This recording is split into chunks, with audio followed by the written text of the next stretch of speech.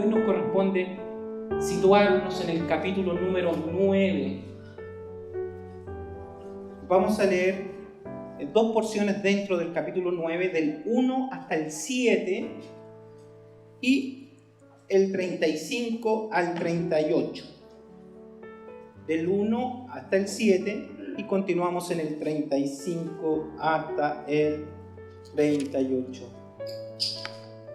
Leemos esta palabra y lo hacemos en el nombre del Señor Jesucristo. Al pasar Jesús vio a un hombre ciego de nacimiento y le preguntaron sus discípulos diciendo: Rabí, ¿quién pecó? ¿Este o sus padres para que haya nacido ciego? Respondió Jesús: no es que pecó este ni sus padres, sino para que las obras de Dios se manifiesten en él. Mas es necesario, o en otra versión, nos es necesario hacer las obras del que me envió. Entre tanto que el día dura, la noche viene, cuando nadie puede trabajar. Entre tanto que estoy en el mundo, luz soy del mundo. Dicho esto, escupió en tierra e hizo lodo con saliva y untó con el lodo los ojos del ciego y le dijo: ve a lavarte en el estanque de Siloé, que traducido es enviado. Note eso, traducido Siloé es enviado. Fue entonces y se lavó y regresó viendo. Avancemos al 35, por favor.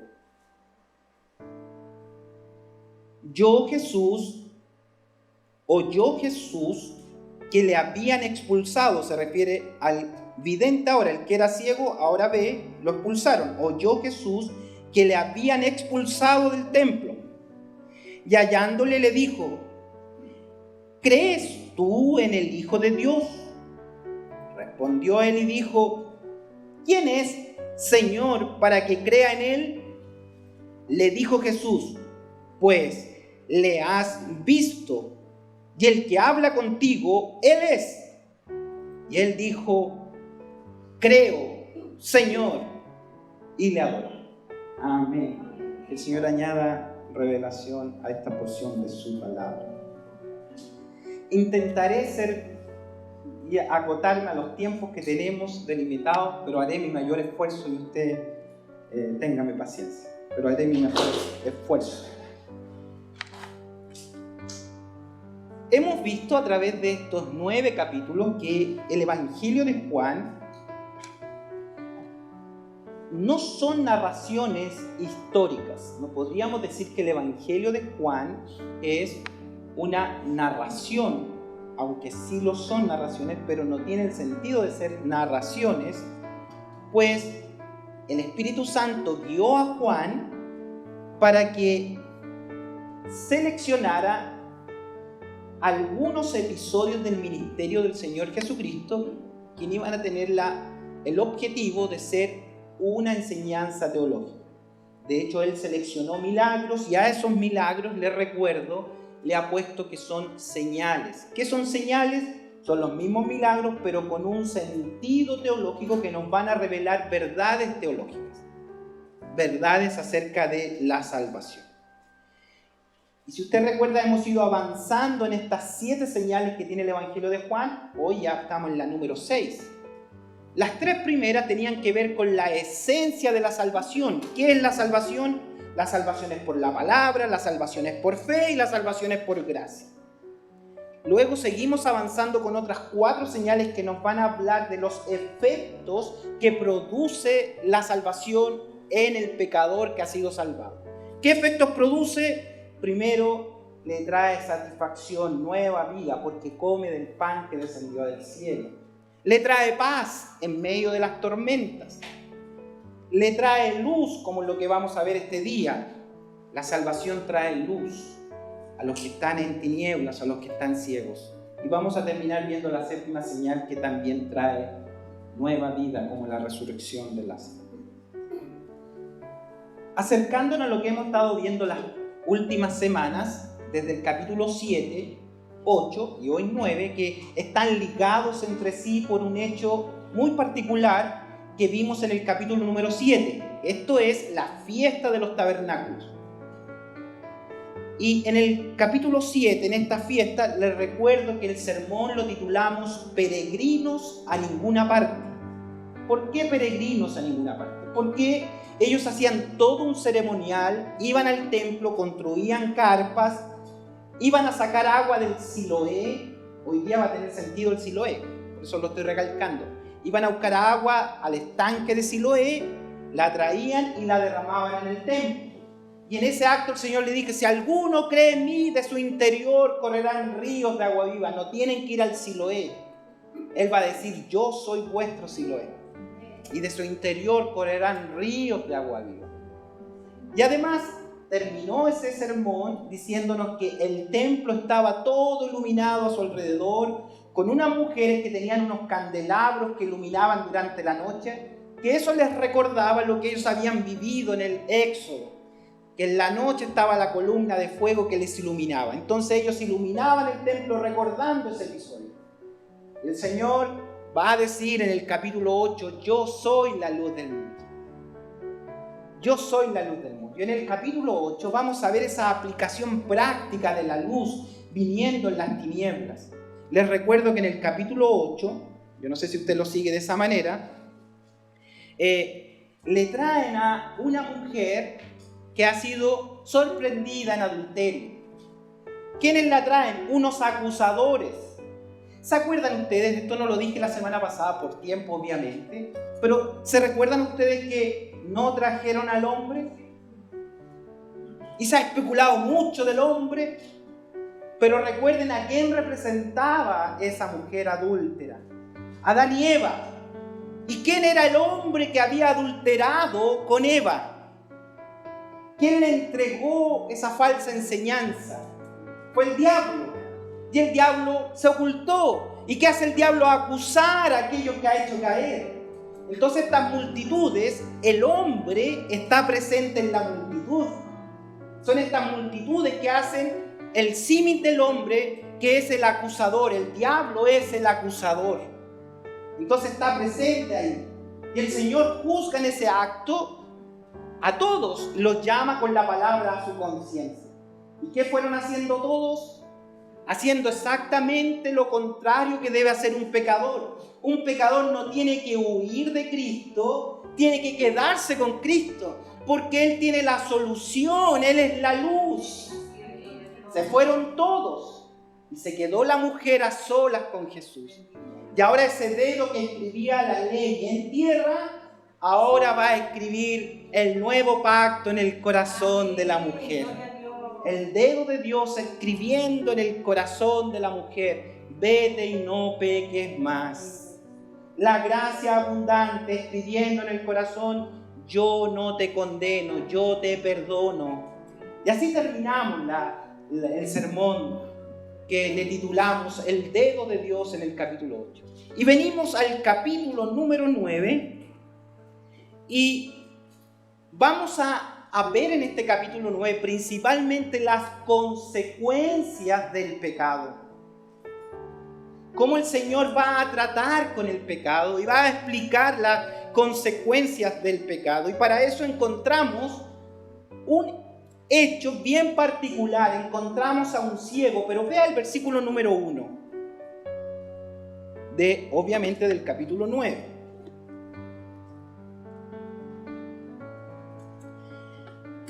Dice el versículo 1: al pasar Jesús vio a un hombre ciego de nacimiento. Quédese con eso, por favor. Era ciego de nacimiento, o sea, nunca vio la luz, nunca contempló. Su vida desde el vientre de su mamá estaba en oscuridad, estaba en tinieblas. ¿Sí? Eso nos dice, por eso lo recalca Juan, que era ciego de nacimiento. Y viene una pregunta que rondaba en el entorno de aquel tiempo de los rabí. Se hacían una pregunta y habían argumentado mucho con respecto al pecado, porque se sostenía que la ceguera y otras malformaciones del ser humano eran consecuencia de que alguien pecó. Entonces, vea el versículo número 2. Y le preguntaron sus discípulos, diciendo: Rabí, ¿quién pecó? ¿Este o sus padres para que haya nacido ciego? Buena pregunta, ¿no? Entonces, lo que va a hacer el Señor a continuación es responder esta pregunta y de paso darnos a nosotros dos ilustraciones que son demasiado relevantes para comprender la luz en medio de las tinieblas. Recuerde que veníamos con la imagen del templo iluminado con una luz artificial y en torno a una religión que está en tinieblas. Y llegamos al ciego de nacimiento, al cual esta religión, esta luz artificial, nunca le pudo resolver el problema. Entonces, para esto, en el capítulo 9 vamos a dividirlo en dos partes, y esa es la tarea que tengo en los minutos que me quedan.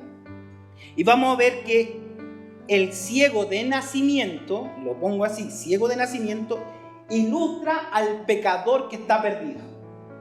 Es una clara ilustración del pecador que está perdido. Pero también en el capítulo 9 vamos a encontrar otra ilustración que es muy importante conocer, que los líderes religiosos ilustran una religión en tinieblas, que es carente de virtud, carente de poder, y no solo los líderes están en tinieblas, sino que todo el ceremonial está en tinieblas. Aunque tienen candelabros, aunque tienen agua, todo es artificial, no provoca cambios. Pero finalmente también quiero recalcar un tercer elemento que solo lo voy a considerar como la conclusión. Vimos ya en la lectura que el ciego va a recibir la vista, ¿verdad? Pero para efectos espirituales, aunque él ve, sigue siendo ciego. Entonces vamos a encontrar al final de este capítulo que el vidente, digo que vidente porque ahora ve, el vidente por fin recibe la vista. ¿Cuándo? Cuando se encuentra con la verdadera luz y termina diciendo: creo, y adora. Entonces, con esto debemos entender que no son los milagros físicos, que hacen a nosotros hijos de Dios. Que no tiene que ver con que vea físicamente, hable físicamente, tiene que ver con que la gracia del Señor nos alcanza por misericordia y abre nuestros sentidos espirituales. Amén. Gloria a Dios. Bueno, el ciego de nacimiento va a ilustrar que el pecador está perdido. ¿Quién pecó, este o sus padres? ¿Qué dice usted? ¿Qué decían los rabinos? Habían dos posturas que se discutían en el círculo. Unos decían que los padres habían pecado y eso era la consecuencia de que su hijo saliera con una malformación. Entonces ese hijo tenía que recriminarle toda la vida esa condición a su papá. Otros sostenían algo un poquito forzado de la Biblia propiamente tal, que decían que no, que los bebés en el vientre tenían la capacidad de pecar. Medio raro, ¿no? Pero ellos se sostenían de cuando Jacob y Esaú peleaban en el vientre. Entonces Dios rechaza a Esaú según esa postura, y por eso que había pecado en el vientre y había elegido en el vientre. Eso es lo que decían, entonces eso estaba en el medio.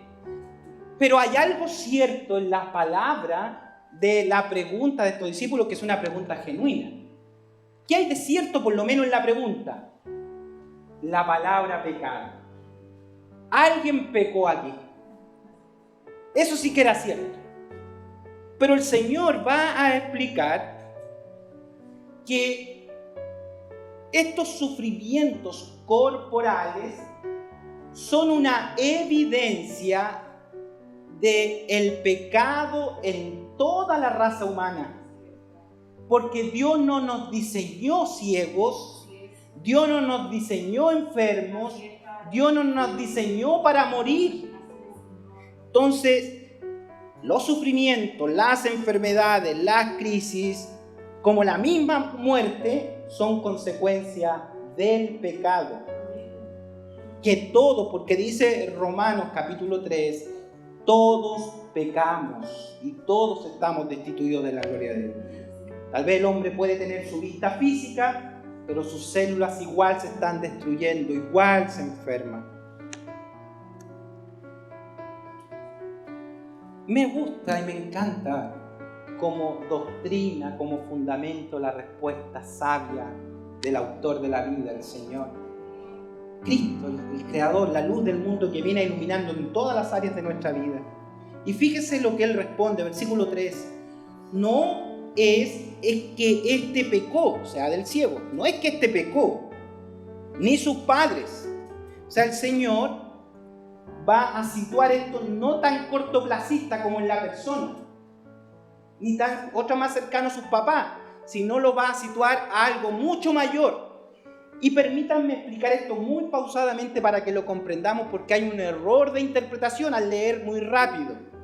Dice, no es que éste pecó, el ciego, ni sus padres, los padres del ciego, sino dice para que las obras de Dios se manifiesten en él. ¡Wow!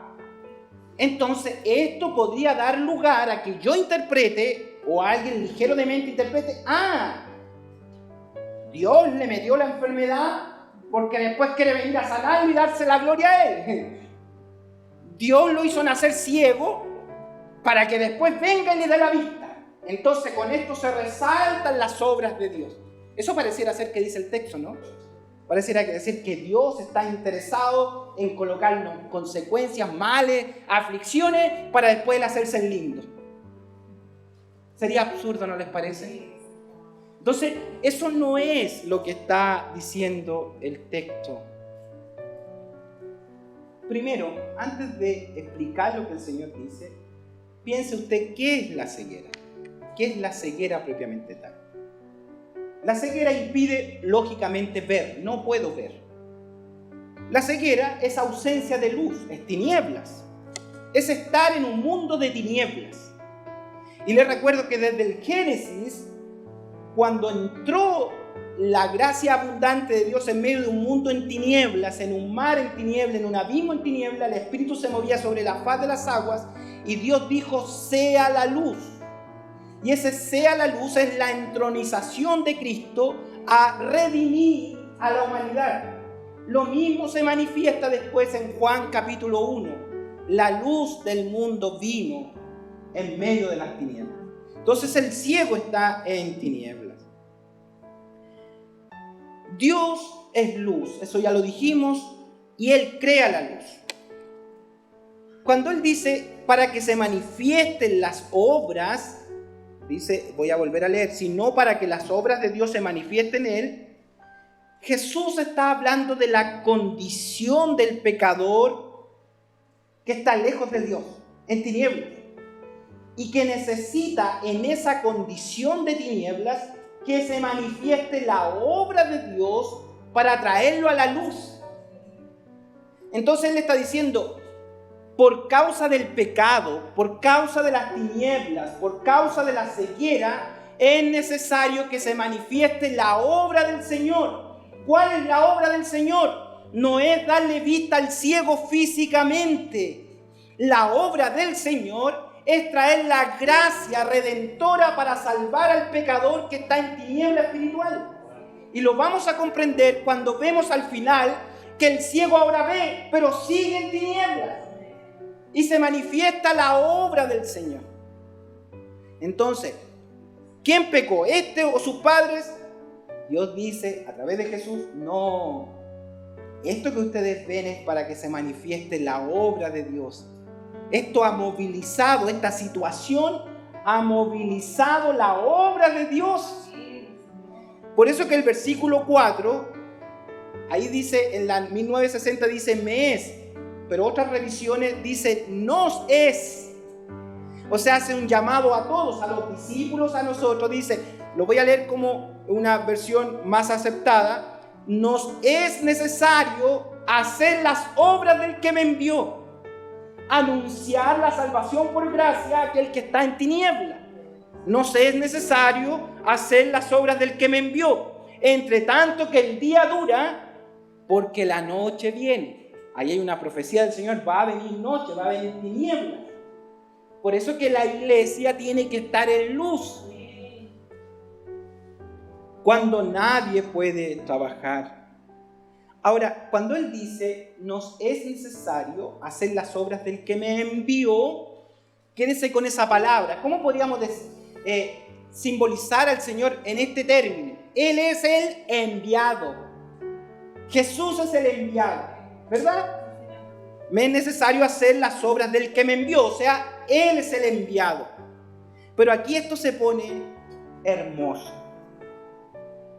Aquí esto se pone precioso.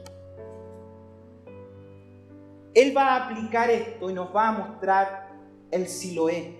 Y por eso, para los que toman nota, este sermón le he puesto la señal del Siloé. ¿Por qué la señal del Siloé? Porque Siloé significa enviado. Y ahí mismo lo dice el texto. Fíjense, cuando el Señor lo manda, le dice que vaya al estanque, a lavarse al estanque de Siloé. Y entre paréntesis dice que traducido es enviado. ¿Por qué? Déjenme hacer un pequeño paréntesis del estanque de Siloé. Se construyó en tiempo del rey Ezequías, muchos siglos antes de Jesús. Lo que pasa es que antes asediaban a la ciudad y se quedaban sin agua. Entonces Ezequías inventó unos túneles por debajo de tierra que llegaban a donde había un arroyo de agua, y por esos túneles traía agua al interior de Jerusalén y se depositaban en este estanque, que era una piscina muy grande y tenía agua fresca. Y como esa agua venía por ahí, se le llamaba el enviado, que salía agua de ahí, y como enviado por el túnel llegaba hasta el estanque de Siloé. Por eso le decían el enviado. Hagan esta conexión, que desde la fuente de agua de vida que está en el trono del Señor ha habido un túnel en el tiempo y ha venido a presentarse el verdadero Siloé, Jesucristo, el enviado. Entonces, ¿de qué agua tengo que beber? ¿Con qué agua me tengo que lavar para obtener la vida espiritual de este Siloé? ¿A dónde mandó Jesús al ciego? Al Siloé. ¿Pero para qué? Para sanarse de su vista física. ¿Dónde tiene que venir? Después que puede ver al verdadero Siloé, que es Cristo, y ahí va a encontrar luz para su espíritu. ¿A dónde ha ido usted a encontrar luz para su vida espiritual? Al verdadero enviado, al verdadero Siloé, a Cristo el Señor, nuestro Salvador. Amén. Bendito sea el Señor. Veamos el milagro propiamente tal, para que veamos cómo este pecador, este ciego de nacimiento, ilustra al pecador y la obra de la gracia en él, cómo va actuando la gracia. Dice el versículo 5 y 6, aquí se refleja este proceso maravilloso. Dice, entre tanto que estoy en el mundo, luz soy del mundo. Noten eso. Jesús está declarando, entre tanto estoy en el mundo, tengo que ser luz. Y acto seguido va a sanar al ciego. ¿Se da cuenta? Entonces Él está dando una declaración y una demostración aplicativa de su declaración. Dicho esto, dice el versículo 6, dicho esto, que yo soy la luz del mundo.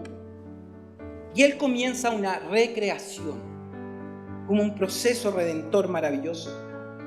Recuerden que cuando Él formó todo, lo forma de la tierra, sus manos hacen lodo y formó al hombre.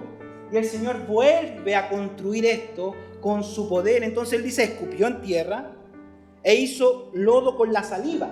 Todo esto no lo contempla el ciego porque está ciego, está en tinieblas, ¿verdad? Y los demás están viendo a Jesús que está haciendo algo extraño, hacer lodo, y dice que untó con lodo los ojos del ciego, o sea, le echó acá en los ojos al ciego. Le provocó una molestia, porque cuando el lodo se seca empieza a molestar la piel, el entorno. Tiene que haberle molestado al ciego. Ahora, algunos antecedentes de esto. Jesús se acercó solo por gracia al ciego, porque el ciego no estaba pidiendo nada. Los discípulos hablan con Jesús, el ciego está ahí y Jesús se acerca a él y el ciego no dijo, Señor, quiero ver. No sabe nada el ciego está ciego. Entonces, la gracia del Señor opera en el ciego porque el Señor se para, él escucha un ruido raro, no sabe si están sacando monedas para darle, no sabe si le traen alimento, no sabe si le quieren robar la limosna, no sabe nada. Y Jesús, parado al lado del ciego, empieza a hacer barro y de pronto le toma la cara, puede seguir la escena, le toma la cara y le echa barro. Y el ciego, fíjese que el ciego no ha dicho nada, no ha dicho quiero ser sano. Nada, nada de nada. El Señor hizo todo. El ciego no pidió nada porque no sabe lo que le van a dar. Y el Señor lo incomoda, le toma la cara al ciego y le echa barro en los ojos. Esto debe haber incomodado al ciego. Ese barro simboliza el efecto de la palabra del Señor en la vida. El efecto de la palabra al pecador siempre lo va a incomodar. Le va a causar resquemores. Porque cuando usted le dice a las personas, Dios te va a bendecir, en algún minuto Dios te va a sanar, la gente está feliz. Pero cuando la palabra del Señor viene y lo confronta y lo envía a Siloé, no tiene que haber ido muy de buenas ganas. Y le dijo, versículo 7, ve y lávate en el estanque de Siloé. A ver, noten acá, si ustedes revisan el texto, díganme dónde el ciego pidió ser sanado. Díganme dónde Jesús le dijo que cuando fuera a Siloé iba a ver. Vuelvo a leer para que ustedes lo sitúen. Es muy importante esto para los que dicen que la gracia depende del hombre. El versículo 4 decía, ¿me es necesario o no es necesario hacer las obras? ¿Cuál es la obra? Predicar la verdad del Evangelio, la luz del Evangelio, esa es la obra. Tenemos que hacer porque soy la luz y la noche va a venir, tenemos que predicar. Entre tanto estoy en el mundo, luz soy del mundo. Dicho esto, acto seguido, está leyendo, ¿cierto? Escupió en tierra. ¿Aparece el ciego diciendo algo? Nada. Escupió en tierra. Segundo, hizo lodo con saliva y untó con el lodo los ojos del ciego. Y le dijo, seguramente el ciego está incómodo, ¿no? Porque tiene barro en los ojos, tiene barro en la cara. ¿Qué le dice el Señor? Bueno, anda a lavarte al estanque. No le dijo, porque si usted pensó que el Señor le dijo, mira hijo, ve al estanque de Betesda y cuando estés ahí vas a recobrar la vista. No le dijo eso. Le dijo, ve al enviado y lávate. ¿Qué hizo él? Fue a sacarse su incomodidad. Y cuando se lava en el estanque del Siloé, recobra la vista. No sabe lo que le pasó. Él está siendo enviado solamente a un lugar y en ese lugar recibe la vida. No sabe lo que le pasó. Hasta ahí vamos claro, ¿verdad? ¿Qué puede decir usted al respecto con respecto a la sanidad física? Que fue sano por gracia, si no hizo nada. Él era un pecador que estaba imposibilitado, que no tenía ninguna expectativa, nadie podía hacer nada con él y le llegó la gracia por gracia. Pero esto no es en lo que nos tenemos que gozar. Yo no puedo tomar ahí el pasaje y predicar eso. Mira, el Señor lo sanó y un ciego logra ver. Porque la obra es que Él es la luz en medio de las tinieblas. Y el milagro realmente y la señal no está ahí. Por eso que se lo retrato de esta manera. No está en la sanidad. No está en que el ciego lo logre ver. No está porque él seguía tan perdido como estaba cuando era ciego. Ahora ve y sigue perdido. No conoce a Cristo. Y él viene al templo y le preguntan, oye, ¿y cómo te sanaste? No tengo idea. Y ahí sale la frase que muchas veces hemos escuchado en las predicaciones. No sé, yo antes era ciego y ahora veo, no me importa. Pero permítanme decirle, amados, esa es una pésima frase para gozarnos. Una pésima frase para decir que conocemos al Señor. Testimonialmente, miren, no me interesa estudiar, no me interesa conocer el Evangelio, no me interesa conocer la palabra. Lo único que sé es que yo antes era ciego y ahora veo. Sí, este era ciego, ahora ve, pero está perdido.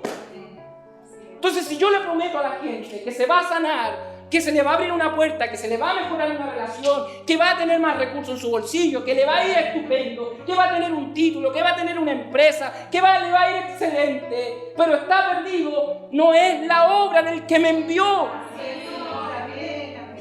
Al ciego le empiezan a preguntar, ¿es tu papá? Y los papás le preguntan y ellos no quieren hablar, eso vamos a encontrar después. Dicen, no quedémonos callados, porque si decimos que los sanó Jesús, los van a echar del templo. Mejor quedémonos piola, dicen ellos.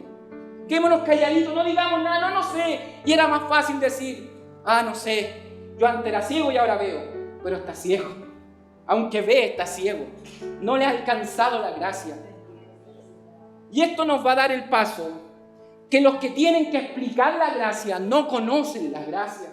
Y eso es lo peor que le puede pasar a una congregación, no conocer la gracia. Que la luz del Evangelio no nos haya iluminado el alma. Que estemos en torno a un culto sin ir a ninguna parte. Que no hay transformación, que no hay nueva vida, que no hay adoración genuina, que no somos hijos, que somos meros religiosos. Esto le pasó a los líderes religiosos. Ellos tratan de cuestionar cómo fue que se sanó el ciego. Y se quedaron pegados en lo material, en torno a su religión. Y esto, segundo punto, los líderes religiosos van a ilustrar una religión que está en tinieblas, que está la luz eterna entre ellos y no lo comprenden, lo rechazan, porque les recuerdo que aquí ya comenzó el rechazo de la luz. Como decía el capítulo 3 de Juan, el capítulo 1 también decía, la luz estuvo entre nosotros, pero los hombres amaron las tinieblas que la luz. ¿Por qué? Porque sus obras eran malas. Bueno, usted puede leer en casa después, desde el 8 hasta el 33, se va a dar cuenta de toda esa controversia, pero quiero llamar su atención en los 10 minutos que me quedan para concluir. Respondiendo, versículo 34, ya le preguntaron a todos y el ciego les dice, miren, me parece que es un tal Jesús, pero él está diciendo, mira, me parece que es profeta, me parece que es un rabino, me parece que es un milagro. Él no tiene idea quién es Cristo. Él solo sabe, recuerden, estaba ahí pidiendo limosna y le llegó Jesús y le dio la vista, lo sanó, él fue al Siloé, se sanó y volvió y no tiene idea de lo que le pasó. Alguien le habrá dicho, mira, parece que fue Jesús. Y cuando él declara, mira, me parece que es Jesús, porque él no tiene convicción, está en tinieblas. Versículo 34, respondieron los líderes religiosos y le dijeron, tú, ceguera, naciste de todo en pecado, o sea, tu ceguera es por tu pecado, tú naciste siempre en pecado, tú naciste de todo en pecado. Tú que eres pecador, que eras ciego, ¿nos vienes a enseñar a nosotros? No quiere que le enseñen los líderes religiosos, ¿por qué? Porque están en tinieblas. No quieren oír nada acerca de la luz, del enviado de Jesús, del Siloé, no quieren. Ellos prefieren ir al Siloé físico y hacer un rito ceremonial, pero estar lejos de la luz, siguen en tinieblas. Pero fíjese cómo termina el versículo 34. ¿Qué hicieron con el vidente ahora? Con el vidente que quiere encontrar luz, pero sigue en tinieblas. ¿Qué hicieron? Le expulsaron. ¿Sí? O sea, fue a la iglesia y lo expulsaron. Terrible. Entonces esto nos habla de la ceguera que tenían los líderes religiosos. Ahora, volviendo al versículo 4, les recuerdo que el Señor anunció que iba a suceder esto. Mire, vuelva a leer el versículo 4. Mas es necesario hacer las obras del que me envió, entre tanto el día dura. La noche viene, o sea, vienen las tinieblas. ¿Se da cuenta? Hay que hacer las obras de la luz. Yo soy la luz, quiero trabajar. ¿Cuál es el trabajo del Señor? Mostrar la luz del Evangelio, traer nueva vida, traer salvación. Pero la noche viene, dice, cuidado, la noche viene. La noche llegó para este ciego que ahora ve. Lo expulsan, lo había dicho el Señor. Bueno, la noche, cuando el Señor dice la noche viene, representa las obras infructuosas de las tinieblas. Nos dice que la iglesia estamos en medio de un mundo en tinieblas. La Biblia dice que los hombres amaron más las tinieblas que la luz. Los religiosos están en tinieblas y no comprenden la verdad. Permítanme citarles 2 versos más para ir concluyendo, que esto estaba en la propia palabra del Señor y va a dar el carácter de aquellos que están en tinieblas. Isaías 44:18 dice que estos líderes no saben ni entienden, porque cerrados están sus ojos para no ver y su corazón para no entender. No pueden ver, no pueden entender. O sea, las tinieblas están hablando de gente que no puede ver, no puede entender. Ahora, ¿quiénes son los responsables de que el pueblo no pueda ver y expulsen a este ciego que ahora ve? ¿Quiénes son los responsables? Isaías 66:10-11 dice así, y esto debe calar muy profundamente en nuestros corazones. Sus atalayas, dice, son ciegos. Sus atalayas son los que predican, son ciegos. Todos ellos ignorantes, ignoran la verdad. Todos ellos son perros mudos. ¡Wow! No pueden ladrar.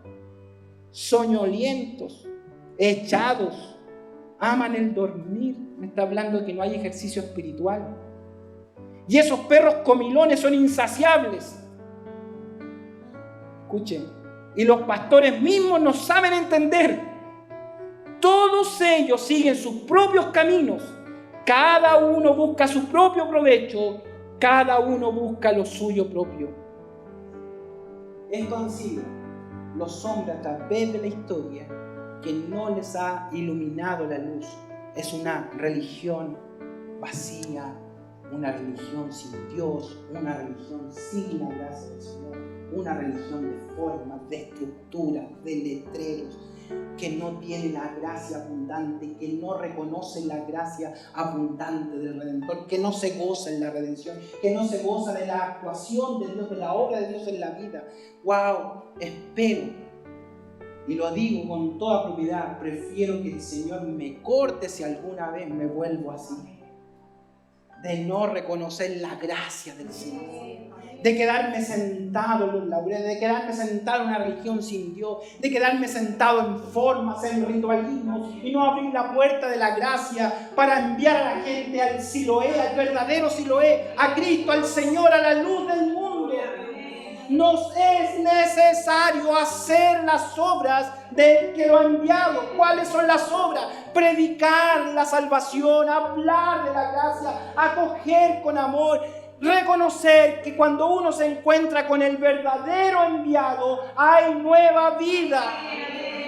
Este ciego no podía entrar al reino, porque para entrar al reino tengo que ver. El que no nace de nuevo no puede ver el reino. Es necesario que las manos de gracia, las manos de misericordia del Señor vengan sobre el pecador y actúen. No fue el estanque de Siloé físico que sanó, y abrió las puertas del cielo. Para los que nos quedamos pegados con la banca, con la corbata, con el letrero, con la estructura, con mi obispo Maya que me colocó las manos, con mi superintendente Sucur, de mi obispo San Martín, grandes hombres de Dios, de la iglesia. Nosotros éramos de la primerísima de la granja. ¡Wow! No. Ese no es el estanque de Siloé. No hay escritura aquí. Aquí no, este no es el estanque. No fue un arrito, no fue un bautismo, no fue que me pusieron las manos. No fue eso. No fue que mi abuelito era pastor, mi mamá era pastora. No, porque todos nacen ciegos de nacimiento. A causa del pecado todos nacieron ciegos. Eso está diciendo. Todos están ciegos. Y es necesario que todos los ciegos no vayan a la iglesia. Por eso yo digo, no le invita a la iglesia, invítalo a Cristo, al Siloé, al enviado, a la luz del mundo. Y cuando usted está parado frente a la luz del mundo, fíjese lo que dice el verso 35. Oyó Jesús que le habían expulsado, y hallándole le dijo: ¿crees tú en el Hijo de Dios? Amén. Respondió y dijo: ¿quién es? ¿Ve que no tenía idea de nada? Para que yo crea en Él. ¿Quién es? ¿Cuánta gente transita por las congregaciones de una y otra y otra y otra y otra y no conoce al Cristo. Conoce todo el ceremonial, conoce toda la liturgia, conoce todas las formas, pero no conoce a la luz porque nadie lo ha enviado a la luz, nadie le ha mostrado la luz. Y Jesús le dice, pues tú le has visto. Y aquí no está diciendo que vio a Jesús porque lo había visto antes. Cuando Él le dice, tú lo has visto, no se refiere a la vista física, porque todos lo habían visto. Note esto, como había dicho Juan capítulo 3, Jesús a Nicodemo, que el que nace de nuevo puede ver el reino. Y cuando le dice, pues tú le has visto, eso simboliza que le tomó de la mano y lo hizo entrar en la gracia.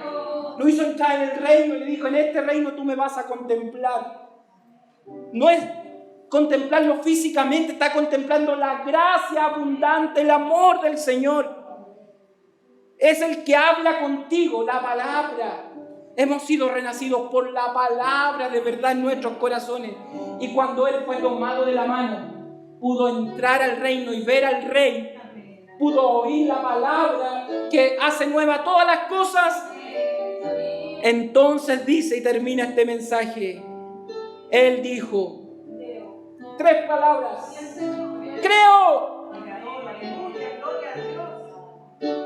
Mas a todos los que recibieron, a los que creen en su nombre, les dio potestad de ser llamados hijos de Dios.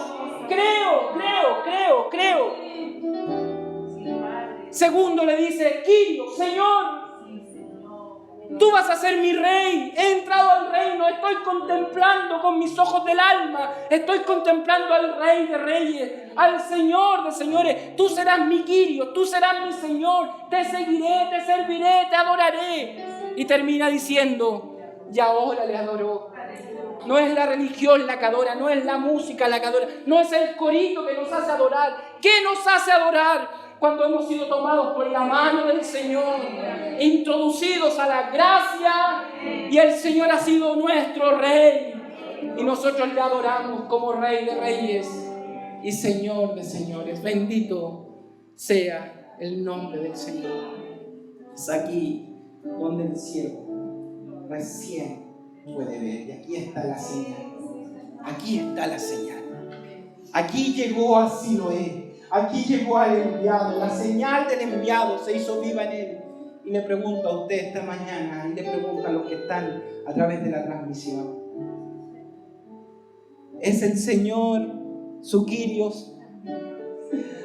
¿Ha iluminado Dios su espíritu? ¿Te ha nacido de nuevo en nueva criatura? ¿Ha visto la misericordia del Señor? Ahora este ciego no va a decir, no sé, yo antes era ciego y ahora veo. No, ahora va a decir, fui tomado por la gracia. Mis ojos contemplaron al Rey. Aunque haya sido ciego y aunque me haya dejado ciego, mi espíritu pudo contemplar su nueva vida. Aunque esté sin pega, pero mis ojos han contemplado al Rey. Aunque tenga las consecuencias del pecado de una raza caída, mi cuerpo se está envejeciendo. Con estos ojos he de ver a Dios y no otro, porque yo sé que mi Redentor vive. Porque con estos ojos lo he contemplado. No son las circunstancias las que me hacen adorar o no adorar. Yo ahora puedo decir que lo conozco. Ya no voy a decir la frase absurda, yo antes era ciego, ahora veo. No. Voy a describir quién es el Señor. Voy a hablar de su amor, voy a hablar de su grandeza, voy a hablar de su palabra, las obras del que me envió. Voy a decir que Él es el enviado. Voy a decir de su amor eterno por nosotros. Tengo mucho que decir. Jamás me atrevería a decir yo antes era ciego, ahora veo. Porque ha sido demasiado grande la obra en mi vida. Tengo mucho que decir acerca del Rey. Es demasiado grande su verdad, es demasiado grande su palabra para minimizarlo a un milagro, para minimizarlo a una puerta de trabajo, para minimizarlo a algo tan terreno. Jamás diré yo antes era ciego, ahora veo. Lo que diré es que ahora mis ojos contemplan al Rey. Y los suyos, los suyos. Vamos a adorar al Señor, póngase de pie. Yo no sé si usted puede levantar sus brazos y decir, yo he visto al Rey. Yo conozco al Rey, el Rey ha impactado mi vida, el Rey ha hecho nueva todas las cosas y la gracia del Señor ha sido abundante en mi corazón.